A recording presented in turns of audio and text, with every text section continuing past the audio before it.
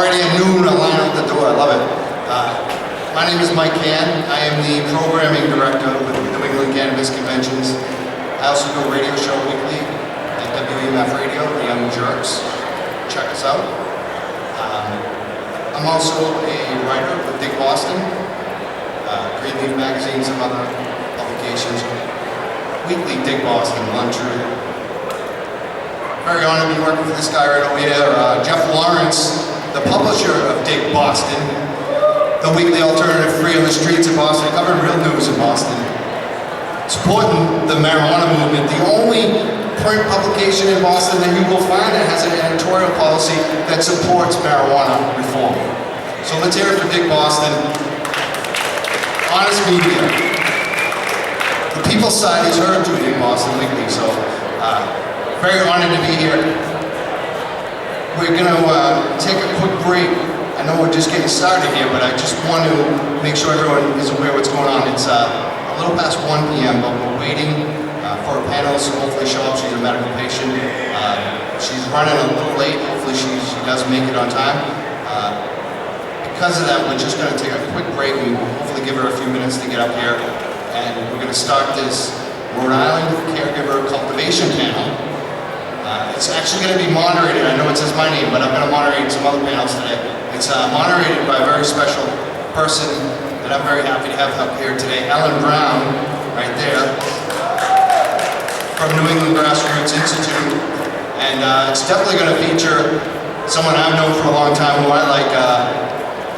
I've always known her as Providence Paula. She's from Providence, she's a great person.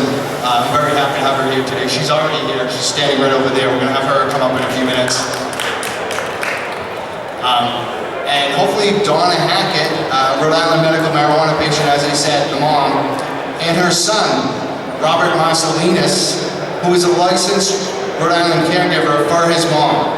So this is a family that is working together to help the mom save her life. And hopefully they'll be able to tell this story today. So that's why we're gonna pause for a few minutes and hopefully get them up here and get them up on stage. So hang tight, don't go anywhere. And anyone in the background, come on in. We're about to get this program started today. Before I take an exit, I want to hear from Providence right now. I want to hear from Boston. Let's hear from Providence first.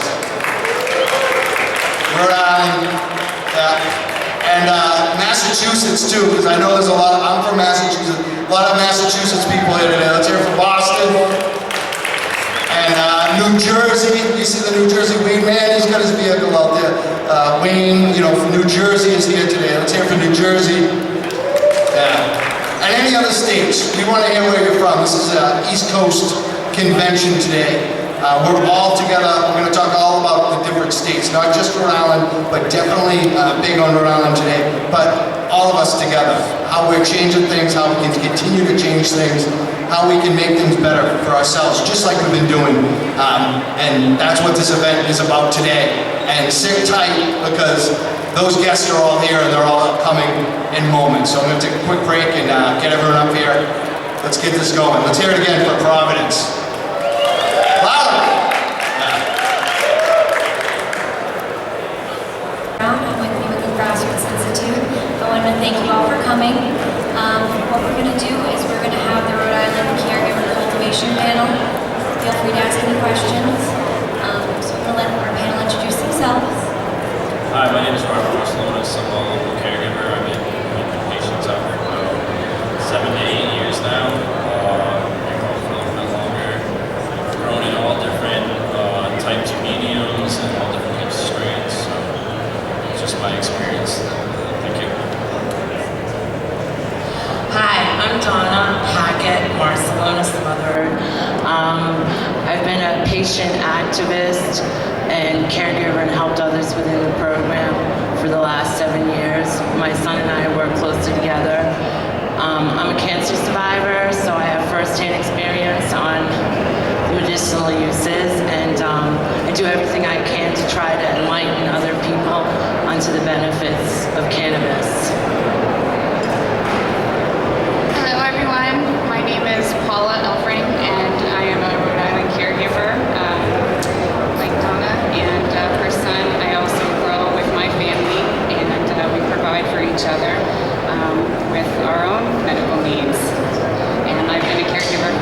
6 years in the Rhode Island program. Awesome, thank you very much. I wanted to ask you guys, if you were new to becoming a patient in Rhode Island, what advice would you give patients on where should they start? Like where should they go to get a doctor? Like who should they talk to? I would start by talking to their regular primary care physician and seeing how they feel about it.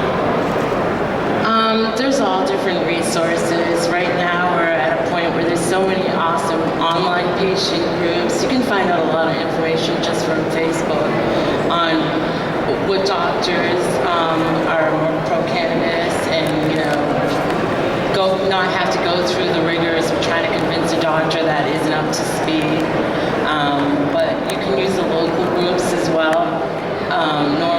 All the groups can help you find the right links or the right people to go to start being a patient. There are a lot of great online resources. Here today is one of the great resources that you guys have to be able to learn about this, because it is somewhat of an underground movement that we have going on here. It is sometimes difficult to find a caregiver in the program, so it does take some work, and you start with your regular physician. It's so important that people try to educate their physicians as much as possible to this as medicine. A lot of the physicians weren't taught about marijuana as medicine. If they graduated from medical school before 1990, they absolutely know nothing about the endocannabinoid system. So it's very important that we, the patients, educate our physicians. Thank you. And as a new patient, what do you recommend? Do you recommend starting to grow for yourself, going to one of the collectives, looking to a caregiver? I would say if you can grow yourself, it is a great thing to do. I mean, you get to see every step of your medicine being produced and get to tailor it exactly to your needs. Otherwise, there are dispensaries now where you can go and try out pretty much anything you would ever want to try out. And the local caregiver system is very good too, but it's important to find somebody that you can trust and someone you believe can actually provide you the medicine on a regular basis.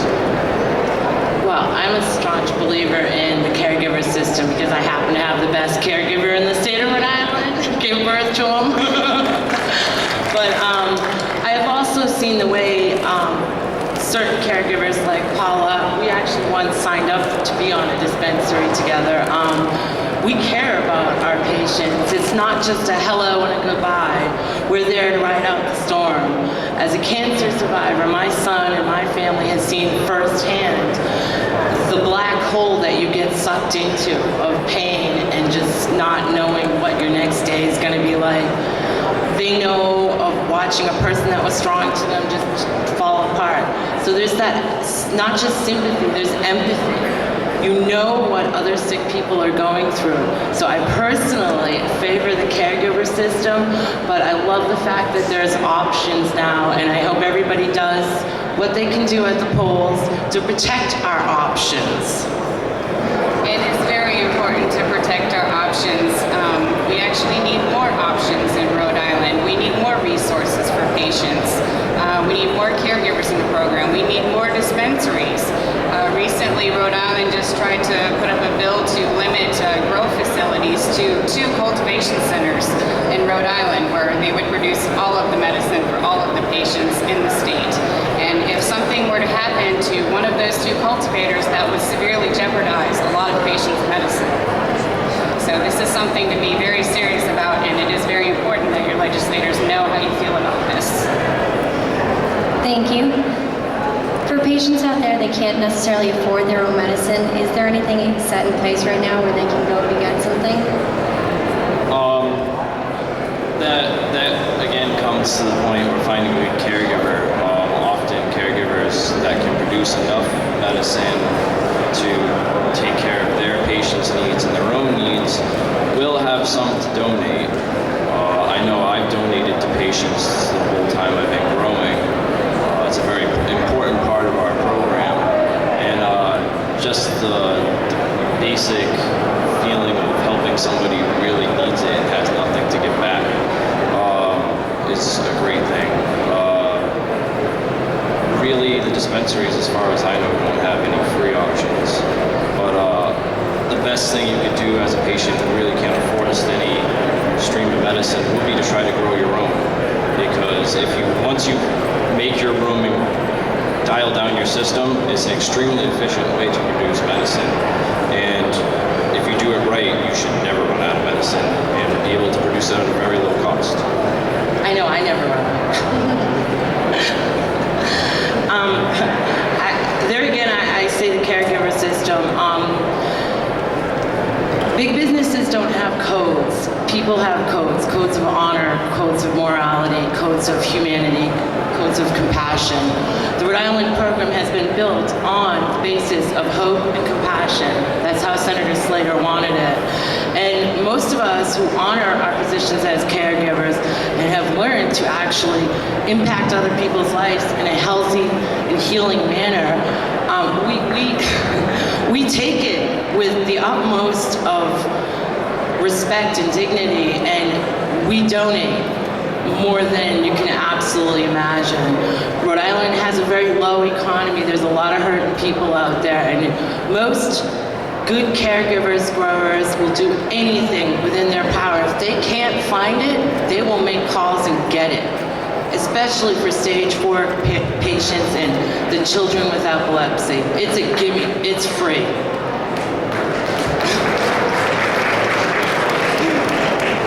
Here in Rhode Island, we've actually had the caregiver program since 2006. And during that time, there has been a strong community that has come together to support one another. And like Donna said, if the caregiver can't find you medicine, they can sure as hell call somebody and find somebody that can find you medicine. Awesome, thank you guys. And do you have any advice for where somebody would start that maybe doesn't have a good friend or is new to the cannabis community, where they would go to become part of our network, become part of the Rhode Island Caregiver Network? There's a few organizations that do help you find caregivers. I don't know exactly what the system is for vetting how well they are at it, but I know some other states have better programs, so it'd be nice if we could build a better program here in Rhode Island. I know Maine has a really phenomenal system of finding people caregivers. We're working on that in Rhode Island. There is a very strong base of caregivers right now. But otherwise, a lot of people will go to family. Like, who else can you trust more than family? So it's another great thing that's come from our whole movement is families taking care of families and bonding over the plant. Like, I don't really see anything wrong with that. So a lot of people, especially in Rhode Island, have gone to having their uncle grow for them, or their parents, or their kids, or whoever can help. It really comes down at the end of the day, who can help you the most. If it's family, that's great. The question is, where should people that aren't necessarily part of the cannabis community, let's say that none of their family, none of their friends know how to grow? We're very fortunate in Rhode Island. It's a very small state. So one of the things I would like to see change, and I would wholeheartedly volunteer to do it with Paula or whomever, is there needs to be more interaction with the hospitals and the urgent cares, because when people do finally get somebody who says, well, you should try cannabis, there is no other options. Like, there's no class at the hospital that you can just go listen to and get some input, or find out what caregivers are, referable. But generally around here, it works by word of mouth. You got a guy who knows a kid, who knows another kid, who can get them started. And it happens. And so far, it's been working really well for our state. But it needs improvements. We definitely need some improvements in that area in reaching out to more community members. I'm happy to see so many new faces here today. That's exciting. Typically, I hate to say this, but it's been social media. Social media is what connects us. Facebook, LinkedIn, those are places where we've found each other, and we've grown from that. I don't want to encourage anyone to go on Craigslist and find a caregiver, because I don't think that's a good resource, but it's good to reach out through these social medias and start a communication with someone and get to know that person. And then there's a level of trust that you can build with that person.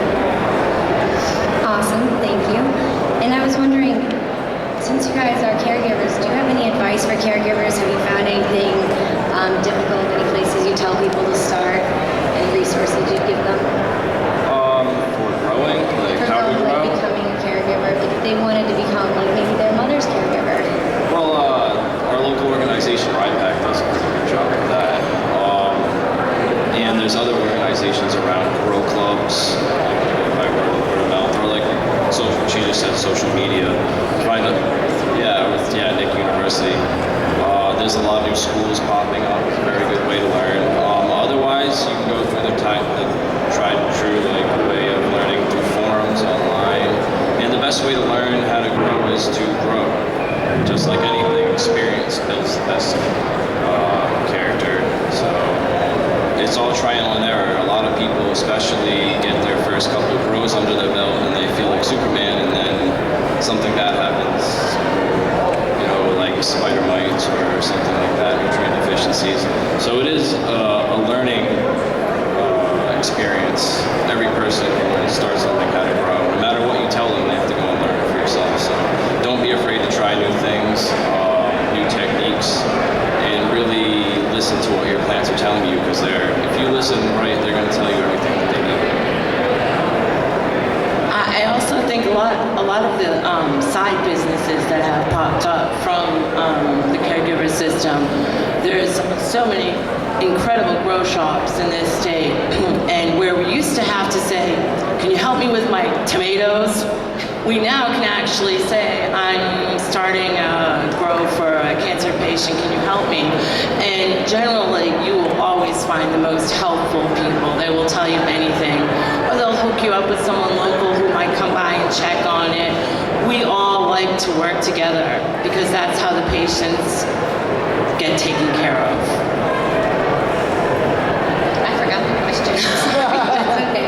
As a caregiver, if you found anything difficult, what would you give, what kind of advice would you give to a new caregiver? I would first start to read. There are a lot of books out there on growing, and first you determine what style of growing you want to do. If you want to do soil, soilless, what you want to do, and then from there are so many books out there written by some incredible authors. Ed Rosenthal. Over in Massachusetts, we have a new university that just opened up, the New England Institute of Cannabis. They're educating patients and caregivers on how to grow and provide for patients. But start to read, go online. There are a lot of books out there about the subject of marijuana. High Times is always really helpful. It's cliche, but it's true. It's true. A lot of us got our first tips from High Times. Guilty. And then how do you guys feel about the patient caregiver limits? Like Rhode Island caregivers can only have 5 patients and patients can only have 2 caregivers. Do you feel like there should be any limits? I'm not a big fan of limitations or regulations. It does get a little outrageous though when people are trying to grow 100-plant gardens next to a school or whatnot. But the way our regulations are set up right now, if you do everything by the numbers, you should be able to produce a good amount of medicine for your patients and have it be fairly cost effective. Other states are very, very strict. You can only have half a dozen plants, or some states you literally can only get from a dispensary. We're lucky enough here that they still have allowed us to grow. And hopefully we can set good examples and follow the regulations somewhat and produce great medicine for patients without causing any harm or getting any trouble.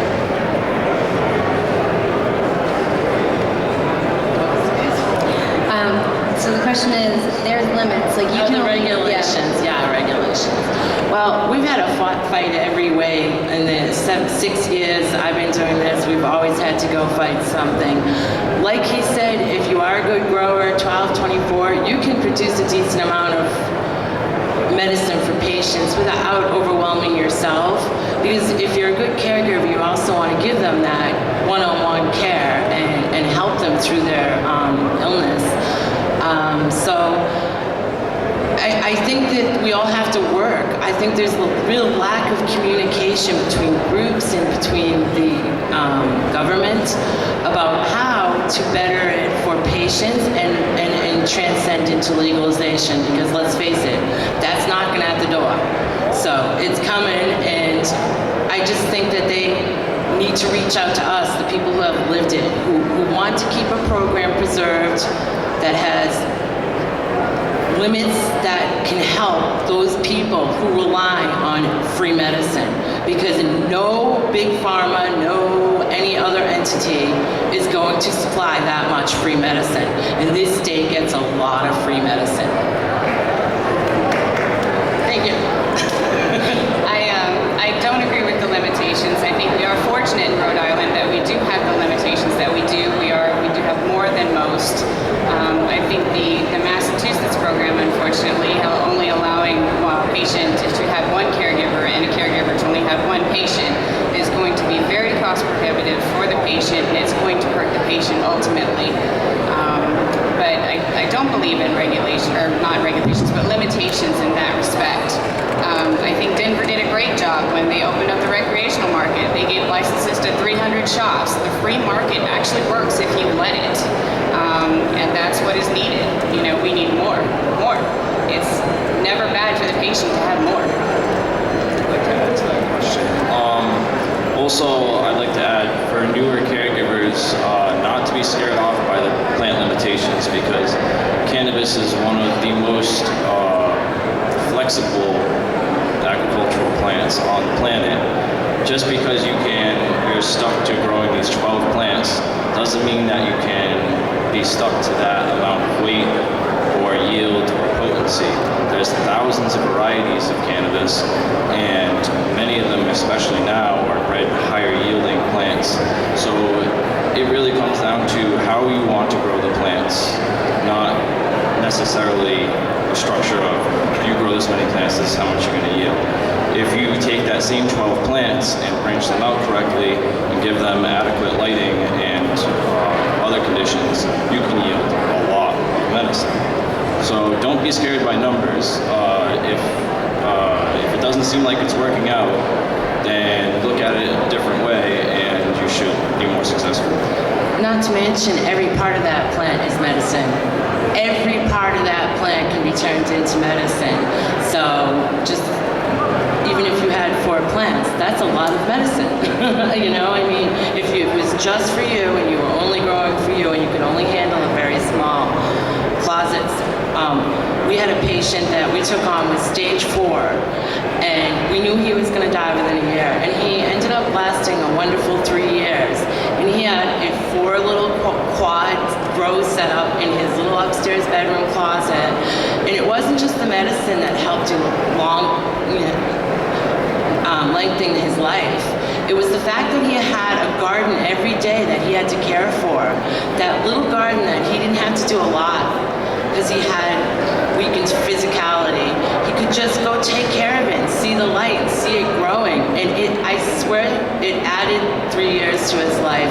And my son had the most intense connection with this man over his garden. There's more to the program than just plant counts, and it's a people, it's a life thing. Awesome. Building on that, my next question was, how do you feel about the plant limit that patients actually like your milk level of mature plants? I think it could definitely be more. I mean, the more we grow, the more we can help each other out. I think the way that the local government looks at it is trying to target the amount that keeps people from seriously profiting from it or creating some sort of enterprise from it. I don't know. I don't think that's been successful at all. I think, I think it also goes down to situation too. If you're living in an apartment, yeah, you probably shouldn't be growing 50 plants in your apartment. But if you live in an agricultural community, what's really stopping you from growing, 50, 60 plant garden and being successful at it, and helping a lot of people, and even maybe even following the laws along the way.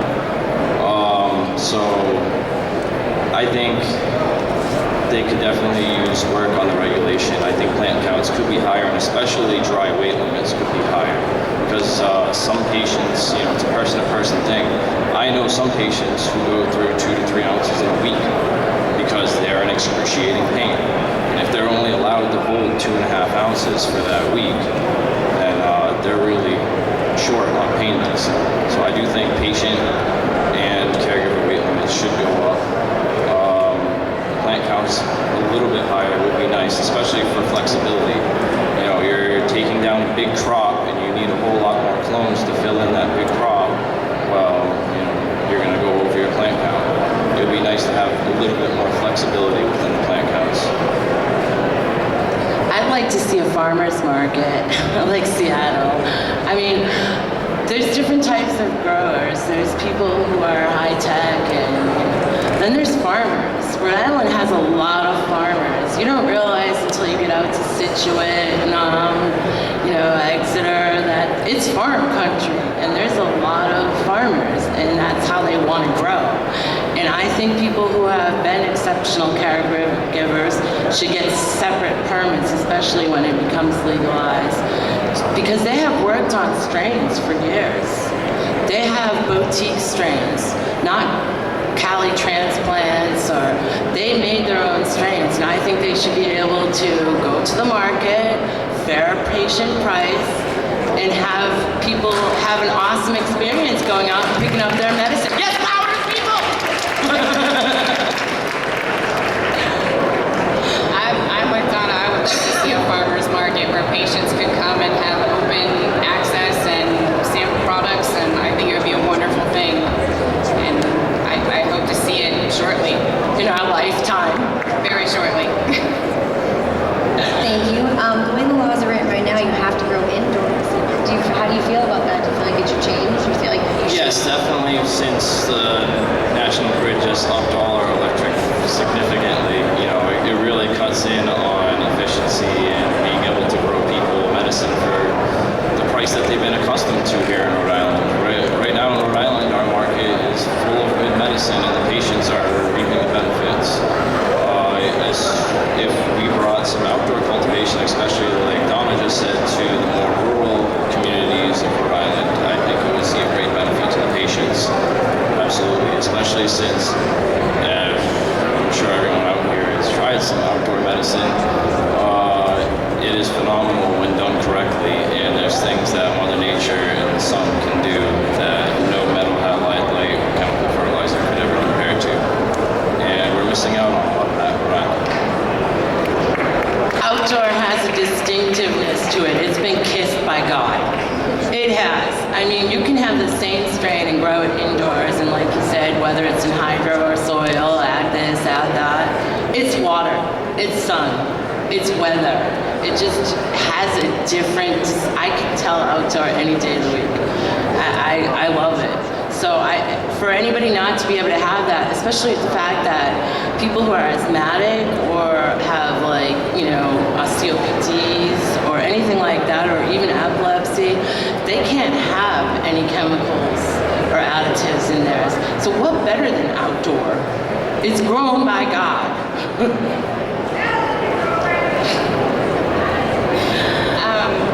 I'm a strong believer in no chemicals being used in the garden, because I think somebody who has a weakened immune system is not a wise idea for them to be ingesting further chemicals that we don't have studies on to let us know what they're doing to those patients. So I am a firm believer in no chemicals. That leads me down another direction with the outdoor cultivation. With outdoor cultivation, you don't always have control over what's being on your plants. If you live in a farming community and you have farmers next door that happen to be spraying pesticides or herbicides on their garden, chances are those are going to end up in your garden as well. So this is where I think outdoor cultivation could be a tricky situation. But I'm interested in property on Block Island. I hear they're getting a wind farm 40% discount on electricity, so let's go Block Island. Grow Block Island. Right now, both patients and caregivers have to register with the state. It's mandatory. How do you feel about that?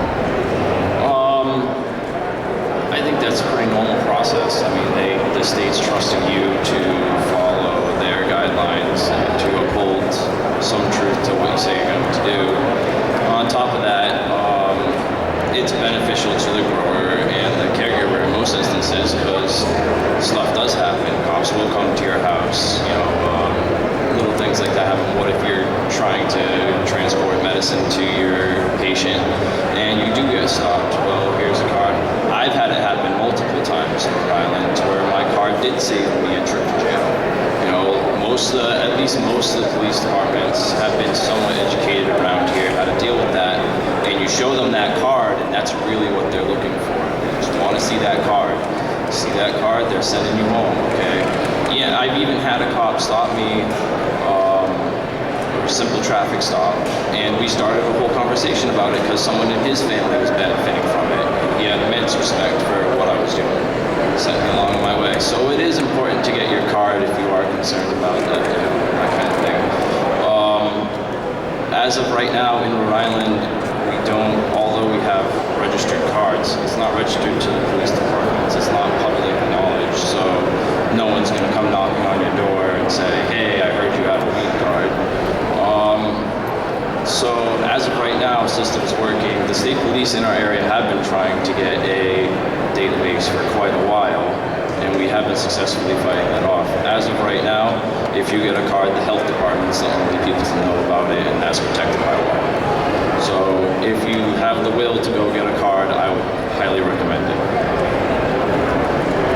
I think it's like HIPAA rights. It's your personal right to disclose whether or not you're a caregiver or a patient.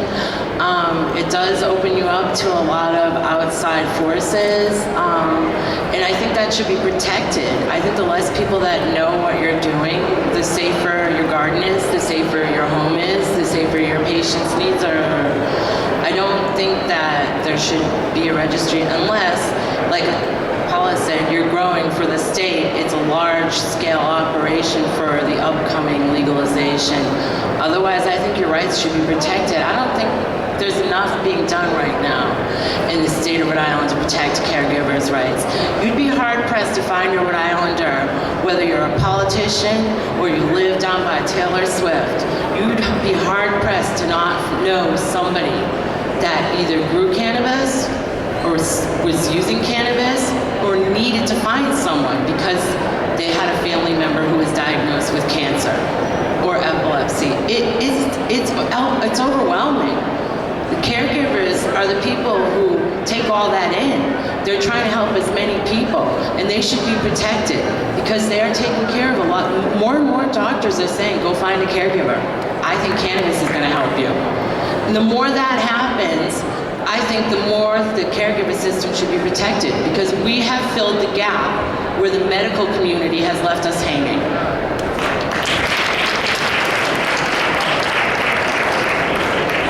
I think personally we should just legalize it and be done with all of this. I don't think there should be a patient registry. I think that it's a violation of HIPAA to have to put your name on a registry to be able to either cultivate or consume cannabis. I think that's not acceptable. I think it's one of the things that we should really try and fight in all states. Awesome, thank you guys. And we have such a great panel here. We were wondering, does anybody from the audience have any questions?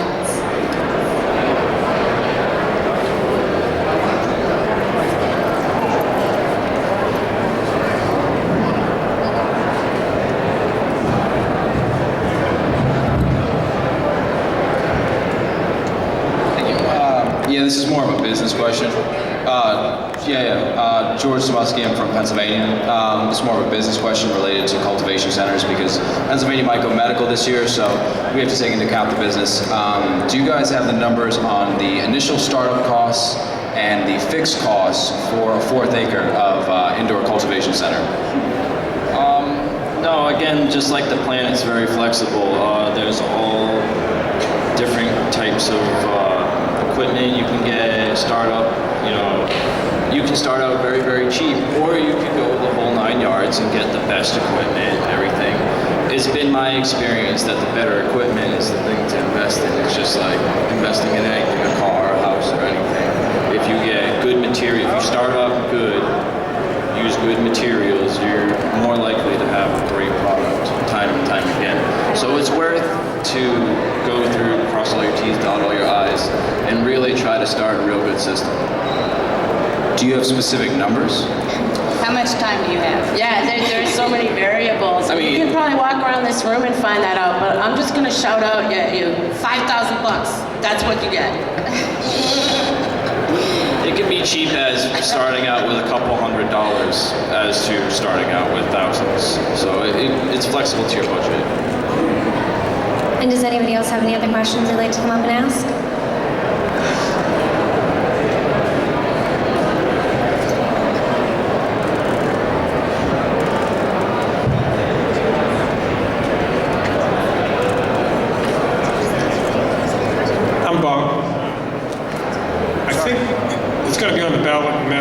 next year. What will that mean?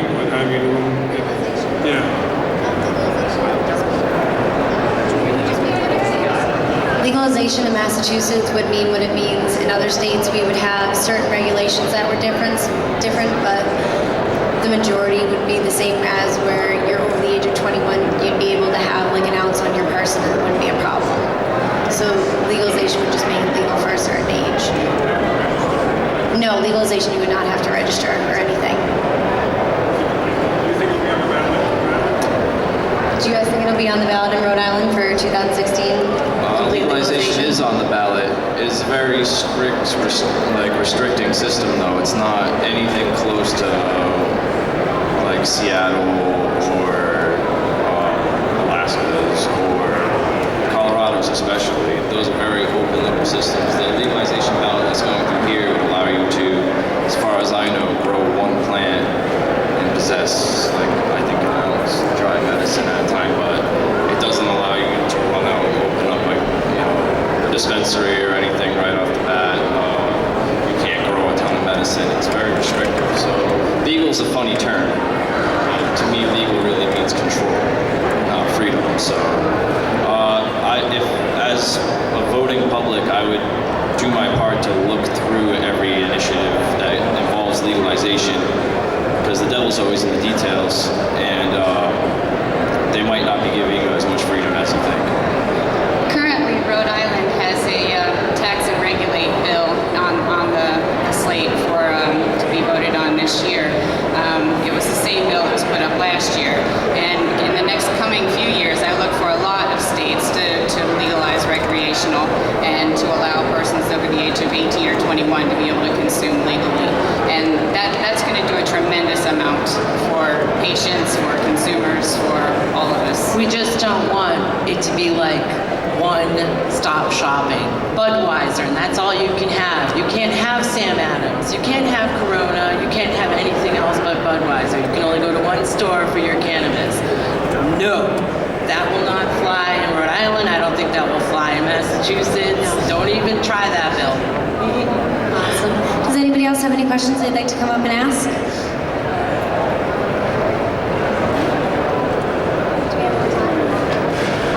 I have some more questions. All right, great. How would you recommend that patients get involved in Rhode Island? Like, a lot of what happens because of patients getting involved, patients wanting change. I went to the protest that we had down at the State House. I saw you guys there. It's great things happen. How do you recommend that patients hear about these events, get involved in these events? Social media has been the #1 connector of patients recently. We do have meetings here. RIPAC has meetings. There's a couple other organizations that have meetings that are pretty upfront with what's going on, send you emails. But I guess the key is just to be vigilant and really, put an effort in trying to connect with everybody. And, that's how it's worked so far.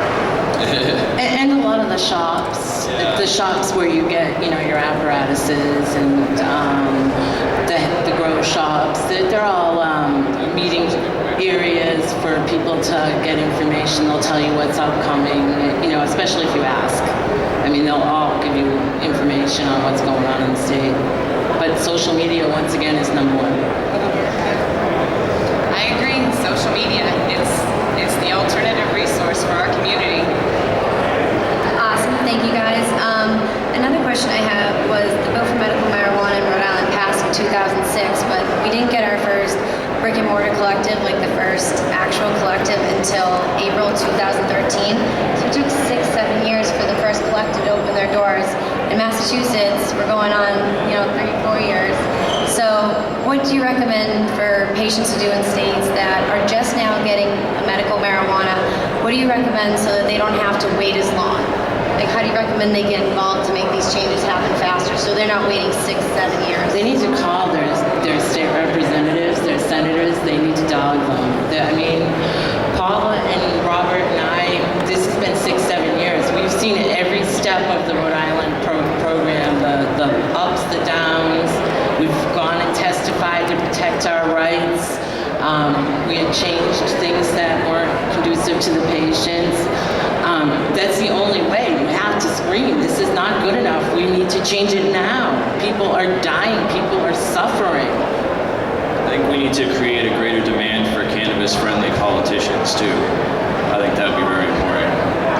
I agree. Letting your senators and your legislators, your representatives know that you're a cannabis supporter and you're a voter is the most important thing you can do. Awesome, thank you guys. And kind of to play on that a little bit, like Massachusetts, we don't have any collectives open yet. Have you noticed like a positive feedback from like cannabis, medical marijuana being in Rhode Island? Have you noticed like positive revenue, like jobs being created, people like the overall demeanor being okay with it? Has it been taking them positively? Yeah, I think the vast majority, if this state was put up to a voter initiative, I think it would be legal tomorrow. Let's put it that way. I agree. I mean, like I said, it's a small state. It's hard to not know somebody who's helping somebody who's helping someone else. And I think if it was put up tomorrow, minus a small segment of our society, I think it would be legalized. I agree 100%. It's true. And we have a lot of potholes, and pot money can help fill the potholes. Kind of on that, for your system, when you have to register with the state, you have to pay a fee. Where would you like to see that revenue go? As of right now, I think it goes into the general treasury, and none of us know where that goes. Yeah, I'd like to see it go back to the patients, to a separate entity, a program that helps to keep patients that have no income to get the medicine not being affected by any changes in the programs. Yeah, I agree. That money should go towards patient education. When they opened the first dispensary, they changed the law to say that if you are a personal caregiver, it now required a $200 fee versus before the $75 fee. And the compassion centers, it's a $25 fee for them to sign up a new patient. But as a personal caregiver, it'll cost you $200. I think this is a discriminatory practice. I know there were a group of caregivers that were challenging the law. I don't think anything ever came of their lawsuit, but I don't think it's fair. And I think that Rhode Island is doing a great job to create a monopoly, and I think we have to be vigilant to stop that from happening. I can understand for the caregiver card because they're giving you the license to grow, but the license just to take marijuana as a medicine, I think that's pretty unfair to charge somebody just to take a medicine. I mean, think about it from the other perspective. They don't charge you. The government doesn't, make you pay a fine so that you can take aspirin or acetaminophen or any of those drugs. I mean, this medicine is just as important to thousands of people every day as any over-the-counter medicine that you can get out of a pharmaceutical. So I think it is a little wrong for the government to charge us money just for us to be able to put something in our bodies. I think people need to realize that to a patient that has severe needs, even a child, an epileptic child that takes oil, for example, it can run anywhere up to $1,500 to $2,000 to $3,000 a month. Do you know a single mother with a cancer child or an epileptic child that can afford that? I don't. And do you know, I mean, I've been disabled for 6 years. I haven't collected any kind of Social Security. The system fights the honestly sick people. So there has to be something that helps those people because those people aren't going anywhere and they need us.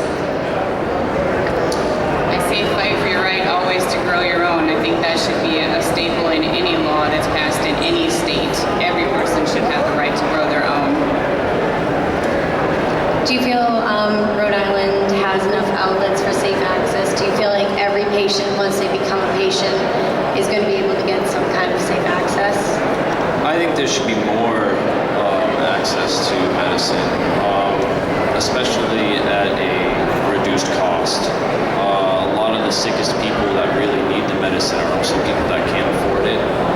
So it would be great to see a greater sliding scale within our dispensaries of, okay, you're a lower this medicine. We can't give you a lower grade medicine for your money. You deserve this medicine. And a lot of that's not happening at our dispensaries. The caregiver system is great. We also have a growing co-op system coming. And co-op systems, once they're working correctly, at least they do in other states like California and Colorado, are great places to go for medicine, especially at a lower cost. It would be great to see co-ops really flourish in Rhode Island, because I think that's what our state needs. Rhode Island's a cottage industry state, at least it used to be. We don't need big business. We need these people who have been, I can't even describe some of the growers and caregivers in this state, the epitome of professionalism. They could hold a candle to many California and Seattle growers. I've seen so many changes that now the patients with no money that might even get bad medicine, it's still good medicine. It's still way better than when I was fighting cancer before I started growing. It's incredible. That came from so many people putting so much effort into cultivating this entire program. And I think that benefits everybody. That benefits patients, everybody. So I think everyone in the state of Rhode Island should help protect the caregivers' rights and have a system where people who are good at it can flourish. They can build a reputation based on the fact that they produce excellent medicine. Unfortunately, this past September, we lost our cooperative growing rights in Rhode Island. The House and the Senate passed a bill last minute, basically, to eliminate any kind of cooperative growing. So if you are a patient and you are growing for yourself, you cannot grow for only one more patient. And if there's another patient living in that same residence, they cannot grow for themselves or for another patient. So unfortunately, we lost our cooperative growing rights in Rhode Island. This is one of the things that I can't urge you enough. Please, reach out to your legislators and let them know how important this is. One thing, I want to smoke with you. We just have to fight. We have to constantly be vigilant and fight for our rights. And you guys are all self-starters. You all wanted to become activists, and then you did. Do you have any advice for anybody in the audience if they wanted to see themselves where you are to really get involved in the cannabis community? Yeah, I think it's a real, you really just got to get out there, volunteer at things, really go out there and meet. There's a lot of great people in our community, and they're really not afraid to meet new people and work with you. So all help is always appreciated, and if you show up to things with a smile on your face and a good attitude, things are going to come your way. Look at all the names on the panels today, and then go friend request them on Facebook. You'll find out everything you need to know. That's it. That's it. Thank you, guys. Thank you so much for coming. Thank you, Bob. Thank you, Paula. Thank you, Donna. Thank you guys for coming out. Thank you very much for listening. Thank you very much. And don't go anywhere. I mean, we got more panels coming up right now. We're gonna bring up some other people, but let me just give it out right now. Providence Paula. Let's hear it for Providence Paula. Donna Hackett over here. She's a mom, survived cancer. Her son grew for her, Robert. And from New England Grassroots Institute, you can go to college about weed over here, another college in Quincy, Mass. Ellen Brown, let's hear for Ellen Brown. She's also on the show that I do every week, Saturday, The Young Jerks on EMF Radio. Check us out.